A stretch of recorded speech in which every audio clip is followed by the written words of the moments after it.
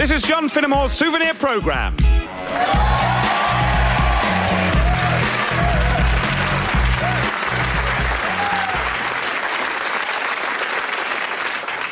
Little pig, can I come in?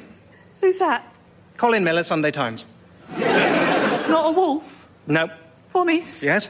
Sure, come on in. So, why did you choose to build your house out of straw? Well, I've never built a house before, certainly not one designed to withstand wolf attack, but I have read a lot of stories. And in stories, it's always the youngest brother with the humblest approach that wins the day. And that's why you didn't go for twigs or bricks? That's right. Anyone who's read a story knows those stronger houses will be destroyed, and only my humble straw house will defeat the wolf in an unexpected way. Like what? I don't know. Hay fever? I see. Well, good luck. Little pig, may I come in? Of course, welcome. So why did you choose to build your house out of twigs? Well, I've never built a house before, but I have read a lot of stories, and in stories, it's always the compromise between the two extremes that wins the day. So that's why you didn't go for straw or bricks? That's right. Anyone who's ever read a story knows the straw will be too weak and the bricks will be too strong. How will the bricks be too strong? I don't know. Subsidence? I see. Well, good luck. Little pig, may I come in? Yeah, but what's wrong with the doorbell? Oh. Nothing. Right, in you come then. So, why did you choose to build your house of bricks? Because it's a house.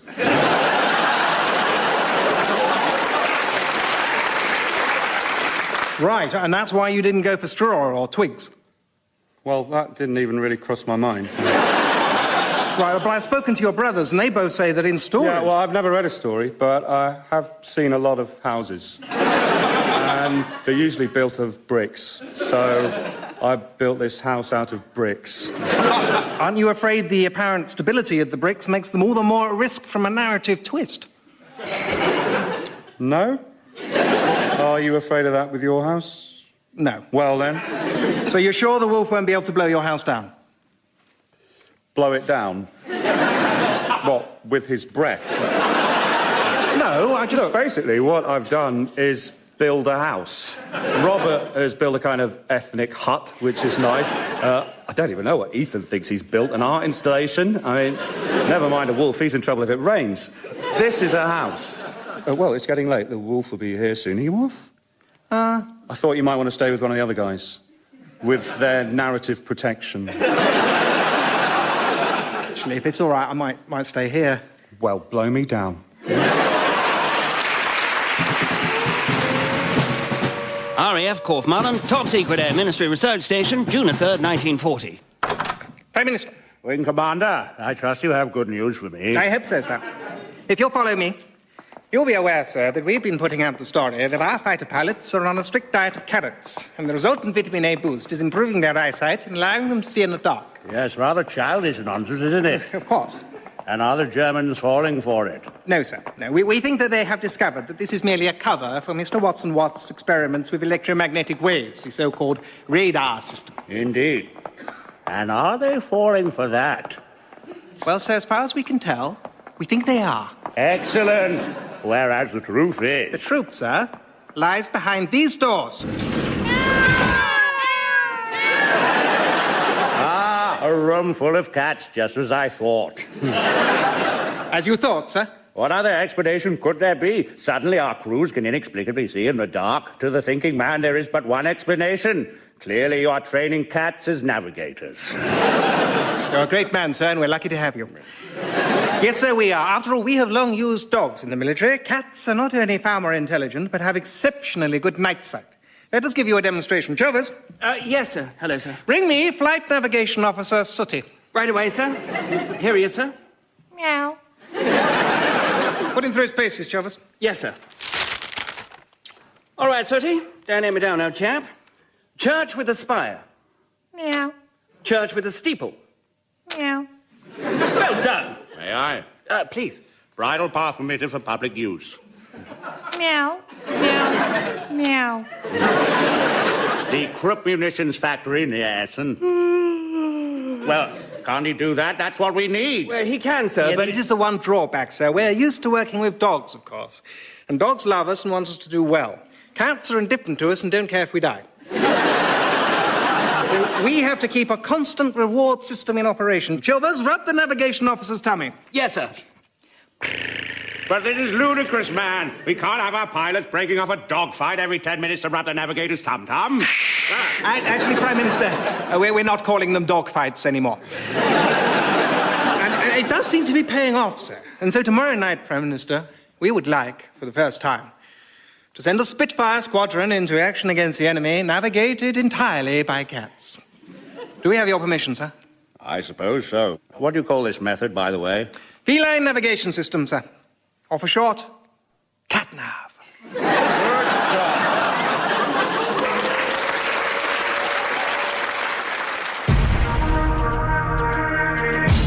This week, I'm talking to Andrew Wilson, Professor of Biogenetics at the University of York and tireless champion of the theory of evolution. Good evening. Good evening. If I may, though, the fact of evolution, it's no longer considered a theory. Perhaps not by you. Not by any competent authority. Those who contest it are either underinformed or willfully ignoring the evidence. The proven scientific fact is that almost all life on Earth is the result of cumulative change resulting from random mutation of genes. Almost all? That's right, yes. You mean there are exceptions? Not significant exceptions, no. But there are. Yes, but the overwhelming... I'm sorry, I'm going to have to press you on this. What are the exceptions? Hummingbirds. Hummingbirds. Yes, I think God probably made the hummingbirds, but that's all. Why hummingbirds? Well, look, a scientist must take each case on its merits, free from prejudice. And I have to admit that hummingbirds... Have you seen one? They're amazing. They beat their wings 80 times a second. They can fly backwards. They can't have just happened by accident. So in this extremely unusual case, the most credible explanation is that they were formed by a superhuman creative intelligence. God. Well, you can call it what you like. Can you call it God? Yes. But look, this is the exception that proves the rule. The rule that God doesn't exist. Look, what I believe is that the overwhelming majority of all life that has ever existed came about by the blind application of natural selection upon replicating entities. All God did was make the hummingbirds. And Elizabeth Roberts. Who? My granddaughter. She happens to be the other exception. God made your granddaughter. Yeah, I know it's a coincidence, I know. But as a conscientious scientist, I have to record that when my daughter recently gave birth, it was immediately obvious God had come out of retirement to try to top the hummingbirds. How can you tell? You just have to look at her. Her little chubby feet alone rule out the possibility she randomly descended from a pre-Neolithic hominid like the rest of us did. And Elizabeth is the only exception. You never felt this way about your daughter, for instance. No, the hominid explanation works fine for her. So, now you discovered all this, Professor, what next? Well, I'm publishing a new book in the autumn, Intelligent Deceit, the Tyranny of Superstition, and I am founding a very small church. How small? It's basically a Wendy church. Ah, Monsieur Voltaire, et c'est vous? Oui, monsieur, c'est moi, Voltaire. Bonjour. Are we doing this whole sketch in French? Assuredly not. Are we doing this whole sketch in outrageous French accent? Assuredly, mais oui, bien sûr. Permit me to introduce to you, my friends. This is the quick-tempered Comte Guy de Lombard, the finest swordsman in all of France, and a man whose accent is, if anything, even more outrageous than our own. Charmed to make your acquaintance, monsieur. Dieu, I see what you mean. And this is my English friend, Mr. Simon Kane, who does not want to do the outrageous French accent. I just think if we're doing the voices, we should do them... And hence we'll be getting no more lines. Oh, come on. Silence. No, mon ami. What can I do for you? I am not your ami, mon ami. I wish to know if it is true that you once said, I do not agree with what you say, but I will defend to the death your right to say it. Yes, that was one of mine. It is a phrase most elegant, n'est-ce pas? No, n'est-ce pas at all. I think it is a vain and foolish boast, and you would never actually do it. What? You question my friend's honor to his face? I have killed men for less. Peace, Guy de Lombard. Monsieur, I do not agree with you when you say that I would not defend to the death your right to say something I did not agree with. But I will defend to the death your right to say it. Thank you. All right, Monsieur Voltaire. I say someone should stab you to death. This time you go too far, you insolent puppy. Take that back, now prepare to die. Pisky de Lombard! Our friend is entitled to his view. I'm sorry, Voltaire, but now I have challenged him. My honor will not allow me to back down. He must die. Then you will have to kill me first. That would be stupid. Nonetheless, I will defend to the death his right to say someone should stab me to death. I don't want to fight you, Voltaire, but I will. And remember, I am the finest swordsman in all France. Oh, yes. So you are. Well, both. It would be quite a silly way to die. We did not. Very well. On this one occasion, philosophy must make a concession to pragmatism. You two sort it out between you. Wait! You're going back on your word?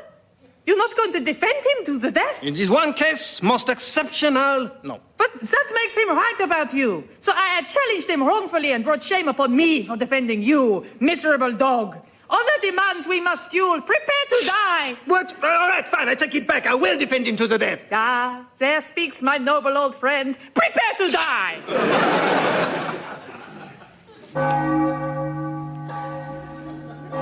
And so we say farewell to our friend Voltaire, who died, as so many Frenchmen do, in a freak philosophy accident.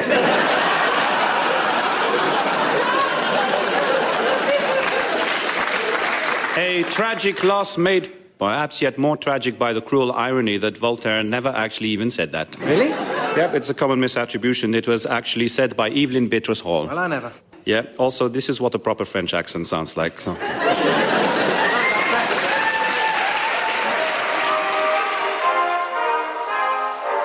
Chaps, let's take the old crate up for a spin, see if we can't bag ourselves a Jerry. Ready, Archie? As I'll ever be, sir. Ready, Lofty? Yes, sir. Ready, Mr. Pickles? Meow. Then tally-ho. Right, turn on the cat now. Mr. Pickles, where to? Left it is, tally-ho. So you see, sir, it all started terribly well. So what the hell went wrong? Well, as far as we can tell, sir, the cats didn't realize they were going to be shot at. Yes, it seems that came as a surprise to them. And, well, sir, have you ever squirted a cat with water? I have, Wing Commander. It didn't like it, not one bit. No, sir. Well, it seems they like it even less with bullets, sir.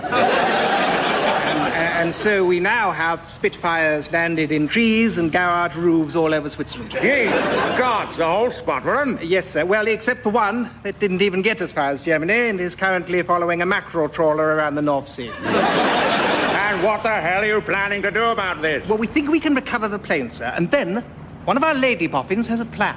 You have lady boffins? Lovely lady boffin, sir. Lady Boffin, step in here, please. Good morning, Prime Minister. Ah! I thought you said you had lovely lady boffins. Oh, yes. Lady Boffin, take off your glasses. Ah, oh, yes. This is my plan, sir. Lady Boffin, glasses back on, please. Oh! Yes, what have you done about these damn scaredy cats? A two-pronged strategy, sir. Firstly, we've modified the flight controls and trained the cats to actually fly the planes as well. That way we need never risk another human life in the air. But damn it, if they're alone in the aircraft, surely they'll just fly off somewhere safe and comfortable. Nowhere near the Germans. Hence my second prong. I suddenly realised, sir, that the cats simply saw all humans as the same. They had no idea of the ghastly fight we're in. So I put them through a series of films and lectures outlining in simple cat-comprehensible language the nature of the Nazi menace. And? The cats were appalled, sir. Lady Boffin was quite right. They had no idea what they were fighting against. They're all lined up outside now, sir, ready and eager for the fray. Oh, you now want me to let you launch a squadron of Spitfires navigated and piloted solely by cats, yes? Yes. Yes. Well, why not? After all, I am very drunk.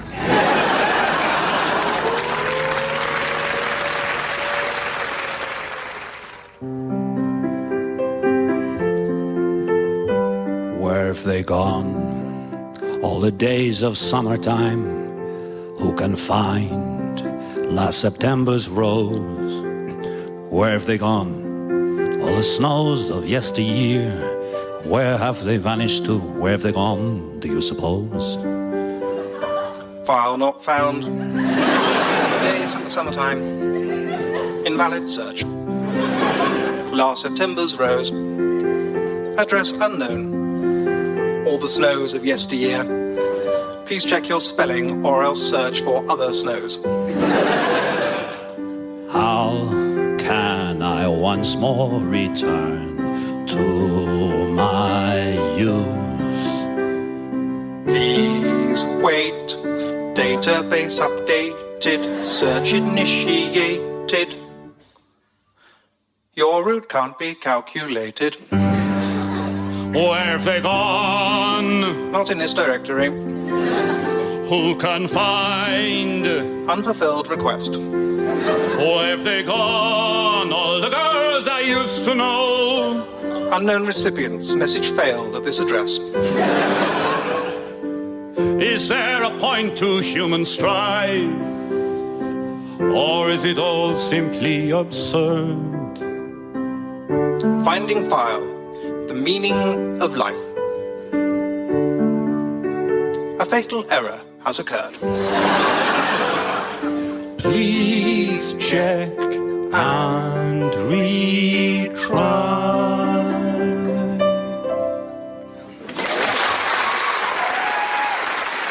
And now on Radio 4, it's time for The Archers, the way it sounds to people who don't really listen to The Archers, but, you know, sometimes it's on. And there's a new arrival at the Bull, which doesn't mean a baby, it just means someone's come in.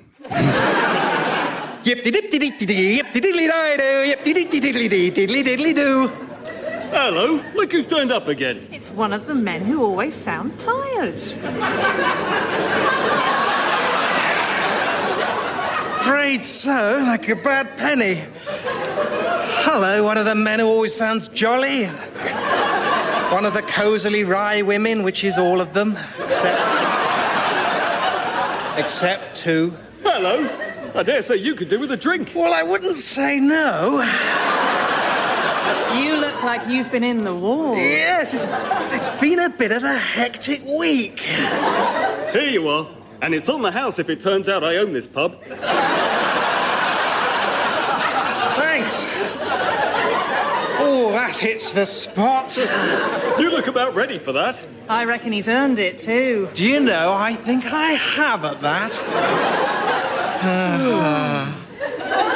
So, what is it you've been doing so tiredly? Well, I've just come from helping Andrew do the costings and financial breakdown audit spreadsheet remittance return for that box he wants to put down. Andrew wants to put down a box? That's the plan, yes.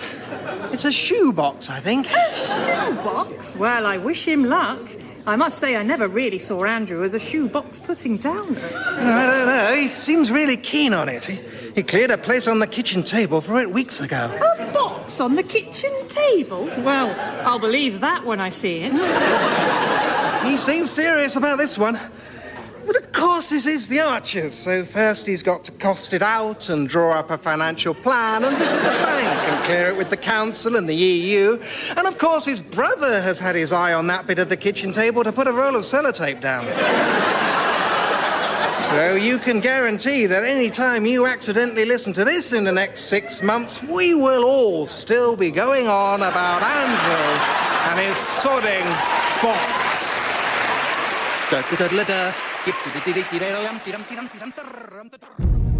My friends, there isn't much food, God knows, but there is enough for all of us. And when we scrabble for it between us, we demean ourselves before our oppressors. So this time, when our food is contemptuously thrown to us, we will not fight for it, but with dignity, we shall each in turn take a piece until it is fairly divided. In that way, we will all eat sufficiently, and we will show our captors our unity and our power. Agreed? My comrade in blue. Aye. My comrade in green. Aye. My comrade in yellow. Aye. And I, your comrade in red. Very well then, I hear them approach. Remember, one at a time. 3, 2, 1, go! Oh, my poor friends. They cannot help themselves. They are such hungry, hungry hippos.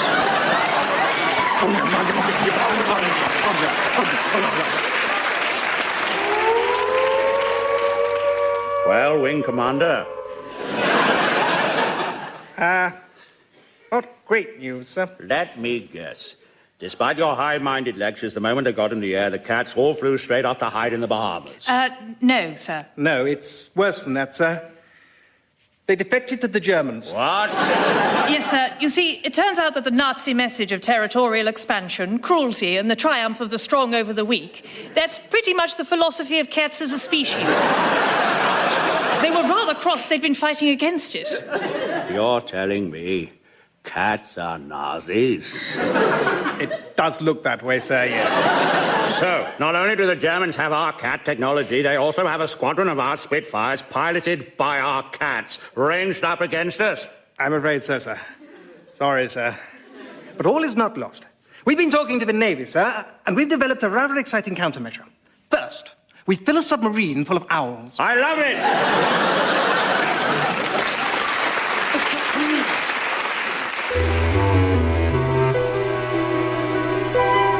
Well, since you ask me for a tale of mysterious deaths and a witch's curse, I will tell you a tale of those two things. Though obviously I've slightly given away the twist. I was weekending with an old schoolfellow, known to me as Charlie, but to Debrett's as the Duke of Wimbimkingsham. A trap of the unwary, this, incidentally, for it is, of course, pronounced as if it was spelt Wimbimkingsham, whereas it is actually spelt Kent.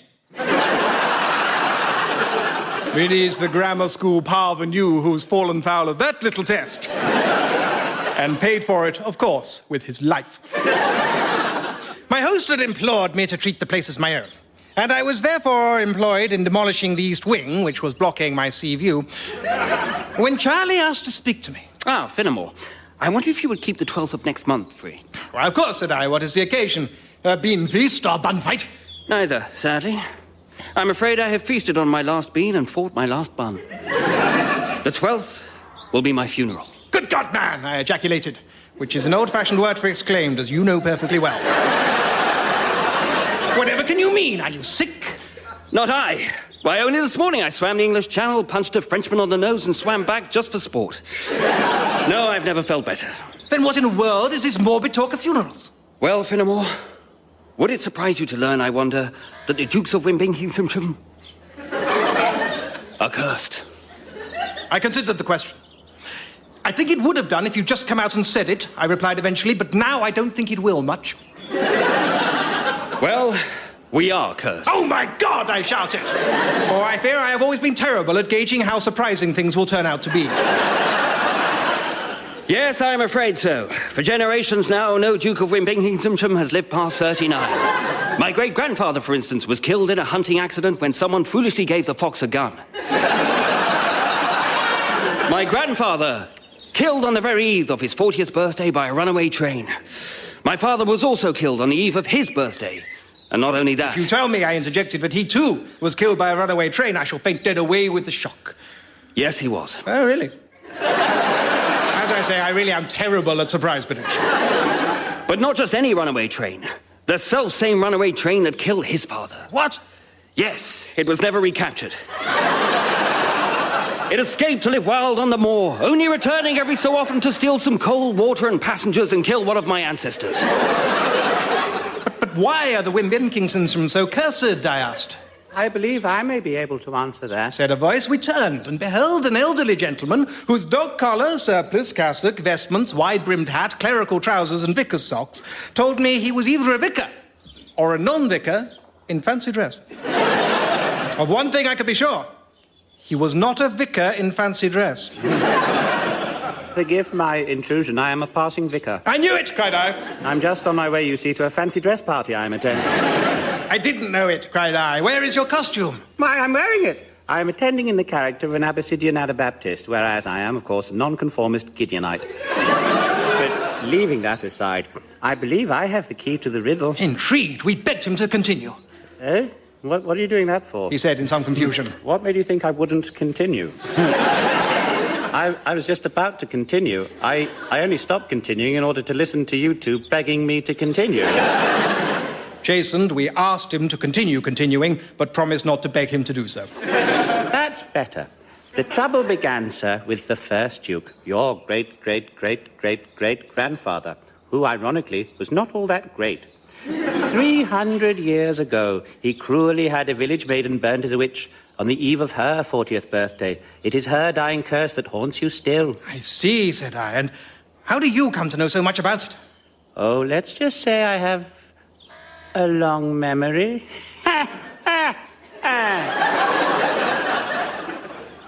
I'm sorry, I don't get it.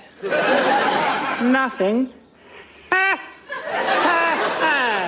Oh, unless you mean you are the spirit of the witch taken corporeal form in order to gloat over her next victim. What? Why would you, how do you... Oh, bloody hell, how did you know? Well, you made it pretty obvious, didn't you? All that ha-ha-ha business, very witchy. I'm not a witch. Weren't you listening? It's just the first Duke was desperate to burn someone. When he couldn't find anyone practicing witchcraft, he widened the definition to any ugly woman who owned a cat. When he couldn't even find one of those, he made the women of the village have a beauty contest. First prize was a night with him, last prize was a cat.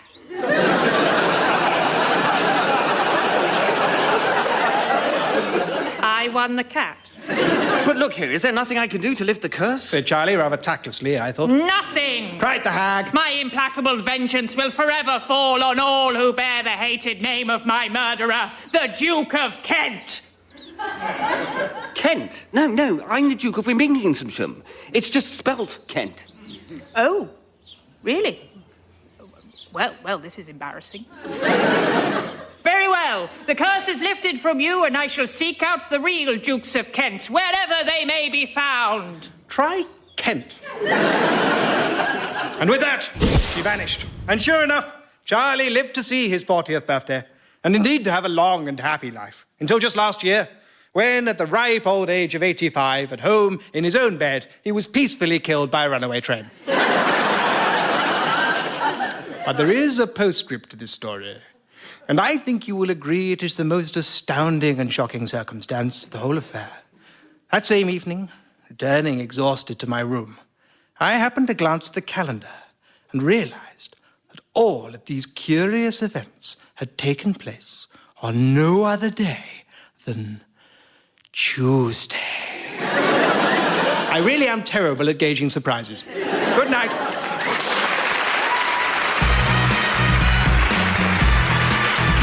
John Finnemore's Souvenir programme was written by and starred John Finnemore, with Simon Kane, Carrie, Quinlan and Lawry Lewin. The original music was by Susanna Pierce. The producer was Ed Morrish. In tonight's show, Simon Kane's words were spoken by an actor. John Finnemore's words should have been...